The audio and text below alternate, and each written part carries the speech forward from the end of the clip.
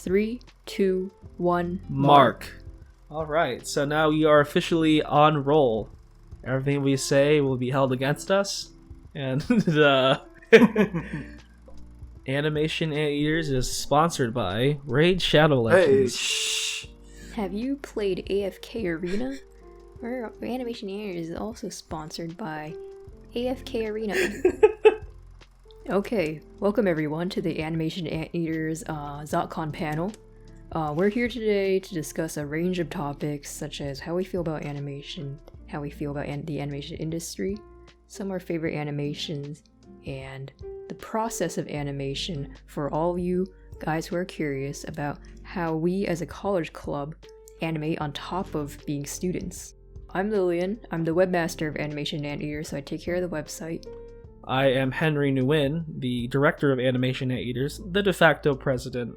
Hi, I'm Brian, and I'm the creative director of Animation Anteaters, so I'm the one in charge of the creative stuff in the club as well. Hee.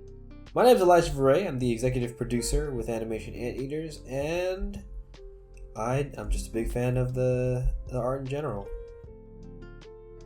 How about we just dive right into the first question? What is animation? So, from a technical standpoint, animation can be defined as a series of pictures played in sequence. That's just like a by-the-numbers technical standpoint of what animation is. It's so much more than that. It can also give the illusion of life, you know? And sometimes it's better than life as well, because there are some things you can do in animation that you can't do in real life. Like, like in cartoons, for example, like, someone drops an anvil on your head. Well, in real life, you're dead, Right. There's literally a technique of animation that is literally called bone breaking. But all of that is to enhance the expressiveness and the charisma and the energy of whatever you're animating or bringing life to. Yeah, absolutely. You mentioned before that animation is technically a series of pictures played in sequence to make it appear like it's moving, but what I think is that there's a lot of still images, ironically, behind the scenes, such as concept art, background art, that end up contributing to the moving pictures. So we shouldn't forget about that. Absolutely, totally agree. When I think about animation, I just think about how much of a collaborative effort it is. It really brings people together. There's so much stuff there's so many things that contribute to a single episode of animation. That goes to character designs, writers, storyboard artists, editors, people who put the animatics together. You're talking about background art, music, voice actors. There's a whole entire team that creates these pieces of fiction that we enjoy pretty much every day. Okay, moving on before that section gets too long. Where do you guys think the animation industry is going?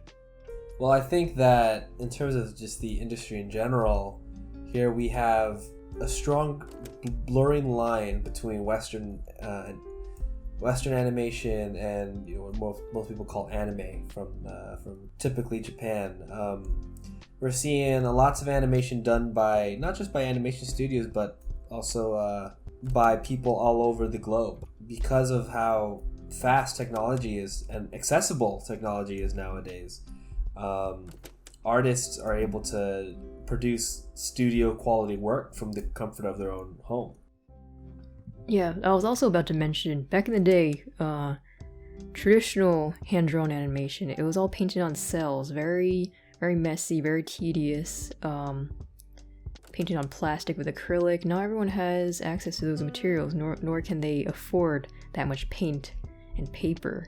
Actually, the move to digital animation, some people say that animation has lost a sense of life and creativity ever since people started doing everything digitally, but I think it also has a lot of positives too. Right, I agree. I have to hand it to the greats back in the day who were able to make some fantastic masterpieces with the technology they had. But nowadays you can get that stuff incredibly affordably, and that's kind of spawned a like a new generation of kind of self-grown animators. Like me personally, it wasn't until I kind of came across Newgrounds and people like Ego Raptor and Rubber Ninja and all that, and it wasn't until then that I realized, like, damn, wait, people are making this, and like people my age are making this.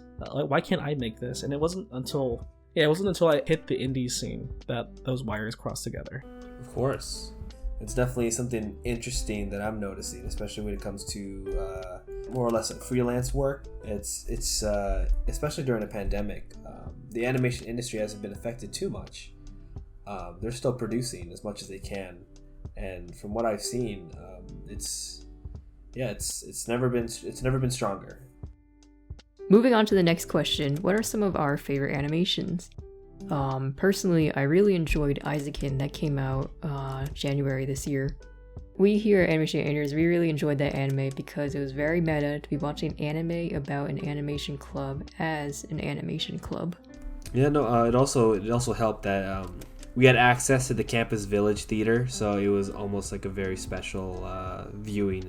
Every week an episode came out, so that was something pretty important for us as a club. There were some scenes in there where like the people in universe were watching their animations and they were literally blown away, and us in a theater watching it as friends, as an animation club just like them, kind of elicited a very cathartic response from us. It's a very special place in our hearts, Isaacin. I love the one that is the one that's like made in 3D but looks 2D, and vice versa. So for example, let's say the Peanuts movie, right? I mean, it's made in 3D, but it appears like more 2D than 3D. You know, it looks nice.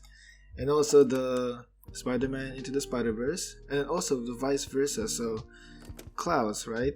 2D. It kind of looks 3D. You know, it's so nice. Elijah, I think you mentioned that Paperman is an animation that you really like. Yeah, I really like Paperman because it's kind of, I would say it might be the catalyst of where animation is kind of heading. Disney released Paperman as a short. It kind of tests out the limits of combining 3D and 2D animation. I certainly paved the way for films like Spider-Verse. You even see animation returning to 3D formats in like that Peanuts movie that came out like so many years ago, like the Captain Underpants movie, like that aesthetic where it's 3D models obviously, but it maintains the restrictions, I'd say, or the rules of 2D animation. And I think it's a really cool way, or I think it's a really nice direction the future of the industry is going, for sure. I believe the last question that we have is to talk about how do we as a club animate? Who wants to get started? Perhaps someone who's the most familiar with it. Alright, so I guess we'll continue from here. We have a little pitch process. We decide what we'll be animating for the year, and then we go on to the pre-production. And a lot of that is music, deciding what the tone of our story is going to be. A lot of it goes into doing storyboards and plotting out what the animation will be shot per shot, and also, of course, that also involves having character designs. So once the pre-production is all set up and we're ready to animate, then we actually proceed to animate. And you think that'd be simple, but unfortunately, no. No, I mean, going along that, it's like just there's also scheduling. There's setting aside time for it's not just animation. We're also students as well. We do have to balance our time here and there. So there's a whole nother layer of just coordination that is pretty critical to the entire process. Oh yeah, totally agree. Generally speaking, everyone gets their shots done on time, and then we proceed to do editing, cutting in the music, cutting in vocals if we need it. We generally don't do voice acting. And then once the editing's done, we have the animation, and that's the kind of pipeline that we've been going through for the past, I'd say, 3 or so years. Yeah, I have a lot of fun doing that. Okay, so the last question for our panel is a question that I think many people might be wondering. How can someone start animating? Okay, so if you want to start animating, there's a lot of resources out there. So one that I recommend is Alan Becker. So he animated, I think like 10 plus years ago, I think he animated an Animator versus Animation. That's a very yes, it's a fucking classic. Yeah, it's a very good animation. And until now, I think he still does animation. I think he just uploaded a very recent one. Yeah. So Alan Becker has the 12 principles of animation. It's just a basic summary of like what those principles do to your animation, which is nice. And also, if you want to do some exercises, well, we have the 51 animation exercises. It has like different prompts, and then try to animate the prompt basically. All right, thank you guys for your lovely responses and your time. Is there anything we want to close on in particular? Well, for one, you should definitely join our club. That's There we kind of go. the first step. Yay! Woo! It really goes back to that collaborative process where it's everyone's getting better at the same time at their own pace. And I think that being part of a group definitely benefits so many people as an artist, as a growing artist especially. Of course. There's a whole lot of stuff that we do online, and like as the director of the club, I really appreciate that the club has been able to go as strong as it has in the midst of current events, and mad appreciate you officers and mad appreciate you members for toughing it out with us so far. So that's all that we have for today, guys. Thank you so much for coming to our ZotCon panel and giving our little talk a listen. Hope you enjoyed it, and enjoy the rest of ZotCon. Bye-bye. Bye-bye. Bye. See ya. Enjoy your big anime waifus. Bye-bye.